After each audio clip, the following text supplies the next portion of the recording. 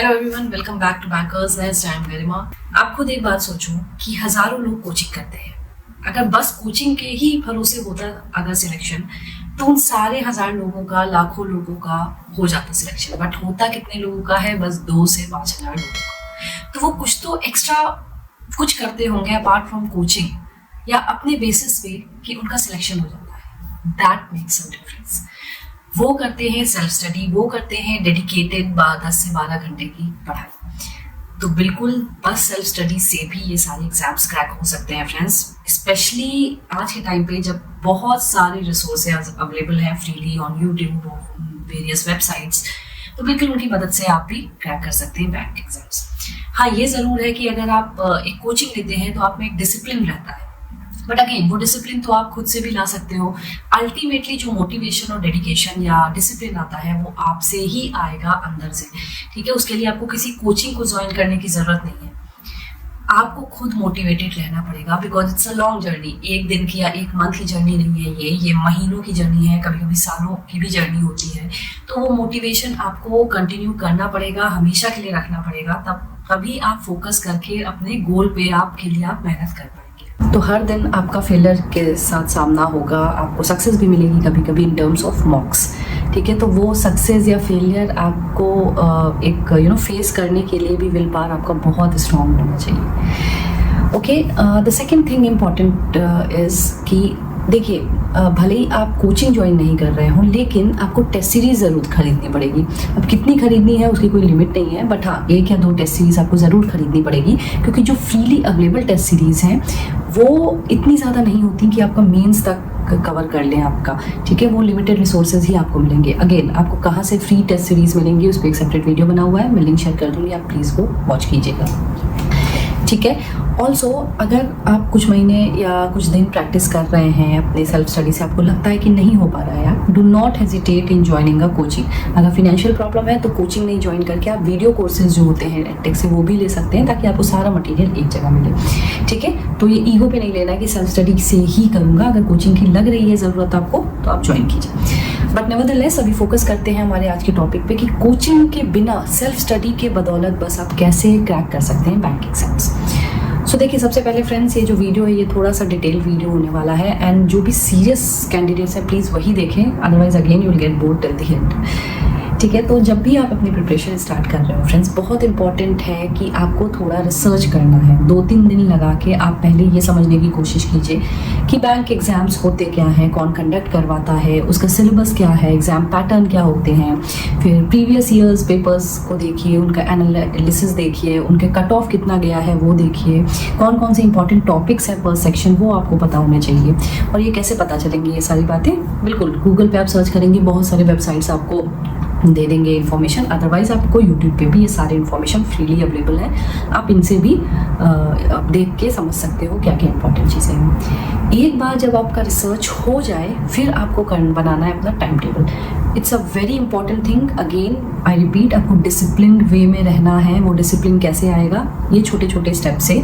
पहला स्टेप है आपको टाइम टेबल बनाना है। तो टाइम टेबल आप जब बना रहे हो, भले ही आप 1 मंथ का मत बनाओ, 1 वीक का ही बनाओ शुरुआत में। देखो कैसे थिंग्स हो रहे हैं, you are able to sit for long और नॉट। ऑल्सो एक ही साथ 8-10 घंटे नहीं बैठने शुरुआत में, 3 से 4 घंटे ही आप कोशिश कीजिए शुरुआत में बैठें, और फिर धीरे धीरे जब आपकी एक हैबिट हो जाए, फिर आप जितना देर पढ़ाई करना चाहें उतने देर के लिए आप टाइम टेबल बना सकते हैं। Now important thing is how to cover the syllabus या फिर how to cover each topic.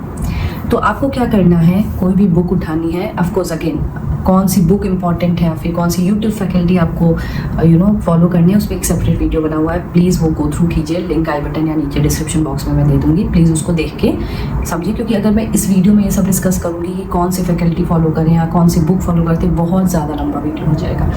ठीक है, सो आपका जो भी फेवरेट है जिससे आप लिंक कर सकते हैं वो बुक उठाइए। उसका पहला चैप्टर आपने उठा लिया, मान लीजिए प्रॉफिट लॉस ही है कॉन्ट में, आपने उठाया, उसकी थ्योरी पढ़ डालो आप, 30-40 क्वेश्चंस आप कर लो। फिर अगर आपको लगता है आपके स्टिल आपसे क्वेश्चंस नहीं बन पा रहे हैं, डिफ़िकल्टी फेस हो रही है, तब जाके आप यूट्यूब वीडियोस जिन भी फैकल्टी से आप रिलेट कर पा रहे हो, जैसे अमर सर हैं या फिर जो भी हैं सर, आशीष अरोड़ा सर है, कोई भी फैकल्टी, उन जिनसे भी आप रिलेट कर पा रहे हो उनके वीडियोस देखो आप, फिर आप मॉडरेट और हाई लेवल क्वेश्चंस बनाना शुरू करो। कहने का मतलब ये है, अगर आपको नीड लग रही है यूट्यूब वीडियोस की हेल्प लेने से तभी आप लीजिए, अदरवाइज ऐसा नहीं है कि देखना ही है, ठीक है। बस ये है कि वहाँ पे हो सकता है शॉर्ट ट्रिक से किसी मेथड से उन्होंने सॉल्व किया हो कोई क्वेश्चन, तो वहाँ पे वो हेल्प मिलेगी कि आप शॉर्ट वे में भी सीख सकते हैं कम टाइम में कैसे सॉल्व करना है, ठीक है। हर टॉपिक के लिए आपको यही करना है फ्रेंड्स, आप पहले थ्योरी पढ़ेंगे, उसका इजी लेवल क्वेश्चन सॉल्व करेंगे, ज़रूरत हो तो यूट्यूब वीडियो देखें, नहीं हो तो इजी से फिर आप मॉडरेट लेवल पे जाएंगे, मॉडरेट से फिर हाई लेवल पे जाएंगे, ठीक है। ये सारे प्रोसेस हर एक चैप्टर के लिए करना है। ऑल्सो ऐसा नहीं है कि क्वांटी बस आप 1 महीने पढ़ रहे हो और रीजनिंग और इंग्लिश को साइड पर रख लिया, ऐसा नहीं करना है। पूरे दिन आपको डिवाइड ऐसे करना है कि क्यूआरई को, हर एक सेक्शन को आप टॉपिक को टाइम दें और जीए को भी टाइम दें। अब टाइम टेबल कैसे बनाना, उस पर एक वीडियो बना हुआ है, आप प्लीज़ वो देखिए, उस तरीके से आप स्लॉट्स में डिवाइड कीजिए और टॉपिक वाइज कीजिए। नाउ आपको कितना टाइम लगेगा कवर करने में सिलेबस, तो आपको सिलेबस कवर करने में 2 से ढाई महीने लग जाएंगे। अगर जल्दी हो जा रहा है तो बहुत अच्छी बात है, बट ऑन एन एवरेज 2 महीने लग जाते हैं सिलेबस कवर करने में। तो जब भी सिलेबस आपका कवर हो उसके बाद जो भी आपका टाइम रिमेनिंग होता है वो पूरा आपका स्पीड एक्यूरेसी की वे ही जाना चाहिए, और वो आएगी आपको प्रैक्टिस करके questions as much as you can और मॉक्स देने से। ऑल्सो मान लीजिए आप आज कुछ टॉपिक पढ़ रहे हैं तो उसको एक हफ्ता फिर छोड़ नहीं दो कि मैं दूसरे टॉपिक्स पढ़ रहा हूँ तो उसको फिर रिवाइज ना करें, ये नहीं करना है, बल्कि डेली बेसिस पे आपको 10 से 20 क्वेश्चंस रैंडमली उठा के प्रैक्टिस करते रहने हैं पर सेक्शन, जितने भी टॉपिक्स आपने कवर किए हैं। इसमें से मोस्ट इम्पॉर्टेंट है डेली आप 1-2 DI करो, डेली 1-2 पजल्स करो और डेली 1-2 RCs करो, क्योंकि ये जो 3 क्वेश्चंस हैं पर सेक्शन ये सबसे ज़्यादा वेटेज लेते हैं जब आप एनालिसिस देखोगे एग्जाम्स का, तो इनको डेली बेसिस पे प्रैक्टिस करना बहुत ज़रूरी है, तभी जाके इनमें स्पीड आएगी कि ये आपको डेली करना है। ऑल्सो आप ये पूछोगे मैम आपने बोल तो दिया easy moderate high level questions practice करने हैं, बट कहाँ से करें, तो देखो जो भी आप बुक उठाओगे ना उसमें लेवल वाइज क्वेश्चंस दिए रहते हैं, या फिर आप अगर कोई टेस्ट सीरीज़ खरीद रहे हैं उसमें भी आपको मिल जाएंगे, या फिर नेट पे भी बहुत फ्रीली अवेलेबल PDF रिसोर्सेज हैं, अगेन उस पर भी वीडियो है, आप वहाँ से देखें और डाउनलोड कीजिए वो PDF और फिर आप उसे सॉल्व करने की कोशिश कीजिए। नेक्स्ट क्वेश्चन इज़ कि कितने मार्क्स आपको लगाने हैं, तो देखो कोई हार्ड एंड फास्ट रूल नहीं है, द मोर द बेटर। हाँ ये ज़रूर है कि अगर आप शुरुआत कर रहे हैं तो आप हफ्ते में 2 मॉक्स लगा लो, क्योंकि शुरुआत में क्या है जब आप एनालिसिस करने बैठेंगे मॉक का तो आपको काफ़ी टाइम लगेगा, आपको स्ट्रेंथ वीकनेस समझने में ही काफ़ी टाइम लगेगा अपना, तो शुरुआत में आप 2 वीक कर लो, 2 मॉक्स लगा लो पर वीक। फिर धीरे धीरे आप जब कंफर्टेबल हो जाएं, एक बिगनर से नॉन बिगनर बन जाएं, तो आप भले ही 2 डेली आप मॉक्स लगाइए या फिर हफ्ते में 4-5 मॉक्स लगा लो, जिसमें 3 मान लो प्रीलिम्स के लगा लो, 2 मेंस के लगा लो, या 2 प्रीलिम्स के 2 मेंस के लगा लो, तो इक्वल वेटेज देते हुए आप कीजिए, ठीक है। तो ये हो गई मॉक्स के बारे में बात करना। अगेन एनालाइज कैसे करना है उस पर भी एक वीडियो है, आप प्लीज़ वो गो थ्रू कीजिए, लिंक आई बटन में या डिस्क्रिप्शन बॉक्स में मिल जाएगा, और फिर एनालिसिस भी बहुत इंपॉर्टेंट है। Now the next important question is how many hours to study. तो देखिए इट्स वेरी इंपॉर्टेंट फ्रेंड्स कि देखो मैं आपको मिनिमम बता सकती हूँ आपको कितने घंटे पढ़ने हैं, बट मैक्सिमम मैं नहीं बता सकती, क्योंकि वो आप पे डिपेंड करेगा, है ना। मान लीजिए कोई इंसान है जो स्विमिंग कंपटीशन में जा रहा हो, तो आप उससे ये तो आप नहीं कहोगे ना कि डेली आप 2-3 घंटे प्रैक्टिस करो तो आप विनर हो जाओगे एग्जाम में, है ना, क्योंकि वो उसके स्टेमिना पे डिपेंड करता है, उसको कितना प्रैक्टिस करना है, as much as he can. Same आपके भी लागू होता है, जितना आप कॉन्सेंट्रेशन से पढ़ सकते हो फोकस में उतना आप पढ़ो।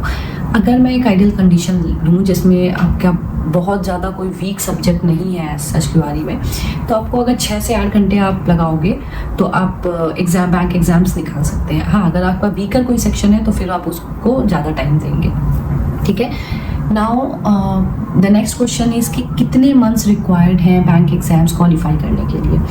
तो again I can tell you minimum, maximum again आप पे डिपेंड करेगा, कभी कभी मंथ्स में क्वालिफाई हो जाता है, कभी सालों लग जाते हैं, तो वो अगेन आप पे डिपेंड करता है आप कितने फोकस होके कितने डेडिकेशन के साथ पढ़ाई करते हैं। बट हाँ अगर मैं मिनिमम देखूँ तो 6 से 8 मंथ आइडियली आपको देना चाहिए ये बैंक एग्जाम्स के लिए, ताकि बहुत ज़्यादा प्रेशर में भी आप ना पढ़ें, है ना। तो आप 6 से 8 मंथ्स अगर पढ़ाई करोगे तो बिल्कुल आप ये निकाल सकते हो। कुछ लोग 5-6 महीने में भी निकाल सकते हैं, वो उन पे डिपेंडेंट हैं कितना आगे हैं वो अपने पढ़ाई में, या फिर किस लेवल से वो स्टार्ट कर रहे हैं। लेकिन अगर आप 0 लेवल से स्टार्ट कर रहे हो तो 6 से 8 महीने आप बिल्कुल आप दे के क्वालिफाई कर सकते हो।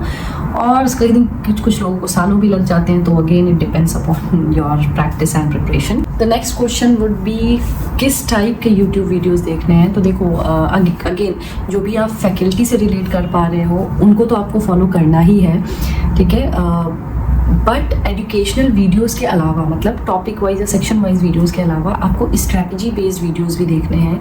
तो बहुत सारे बच्चे जिन्होंने क्वालिफाई किया है, जैसे मैंने भी जो क्वालिफाई कर रखा है या इन सर्विस जो बैंक में मैंने किया है, तो हमारे टाइप के या जो भी आप जिनको भी फॉलो करना चाहते हैं उनके वीडियोस देखिए। उससे आपको क्या पता चलेगा कि आपको एग्ज़ाम में कैसे अटेम्प्ट करने हैं क्वेश्चंस, आपको डेली लाइफ में टाइम मैनेज कैसे करना है। क्योंकि ऑब्वियसली फ्रेंड्स, जिन्होंने क्वालिफाई किया है वही आपको बता सकते हैं एग्ज़ाम प्रेशर, वो जो एक एग्जामिनेशन हॉल में होता है वो क्या होता है। जिन्होंने क्वालिफाई नहीं किया है वो आपको एक टॉपिक पढ़ा देंगे, बट वो एग्जैक्टली जो जिस प्रेशर में आप रहते हो एग्जामिनेशन हॉल में और जब सॉल्व करना पड़ता है आपको क्वेश्चन, वो आपको वही बता सकता है जिसने एक्चुअली क्वालिफाई किया हो एग्जाम, ठीक है। सो एक एजुकेशनल चैनल आप एक नहीं जितने भी आप करना चाहते हो 2 से 3 एजुकेशनल चैनल्स फॉलो करो, और कुछ स्ट्रैटेजी बेस्ड जो चैनल्स हैं वो फॉलो कीजिए। कभी कभार बीच में आपको डिमोटिवेशन फील हो रहा है तो मोटिवेशनल भी वीडियो भी देख सकते हो आप यूट्यूब पे। मेरा मतलब है कि बहुत लिमिटेड आप टाइम रखो यूट्यूब का, बहुत ज़्यादा टाइम स्पेंड नहीं करना है, अदरवाइज फिर वही बात हो जाएगी कि आप कोचिंग तो नहीं कर रहे हो लेकिन आपका सारा टाइम यूट्यूब ही ले जा रहा है, तो सेल्फ स्टडी आप कब करोगे, है ना। So these were the important points which I wanted to discuss with you. अब देखो again I will tell, will power बहुत स्ट्रॉन्ग रखनी है। अगर आपको पता है कि आपने 100% दिया है, आपको पता है कि आप कितनी मेहनत डेडिकेशन के साथ काम कर रहे हो, you should not be affected by what people से, ठीक है। सो निगेटिव लोगों से दूर रहना है, चाहे वो आपके रिश्तेदार हो चाहे फ्रेंड्स हो। अगर आपको लग रहा है उनसे बात करके आप डीमोटिवेटेड फील कर रहे हो, just try to ignore and avoid them for few days. और बिल्कुल सेल्फ मोटिवेशन के साथ आप अपनी प्रिपरेशन जारी रखिए, और ऐसे वीडियोस लाती रहूँगी मैं। But for that I want your subscriptions, I want your likes on this video, ताकि मुझे पता चले कि आप मेरे वीडियोस को लाइक कर रहे हैं, ठीक है। On that note friends, I will take a leave, मिलती हूँ नए वीडियो में जल्दी, and take care, all the best, bye.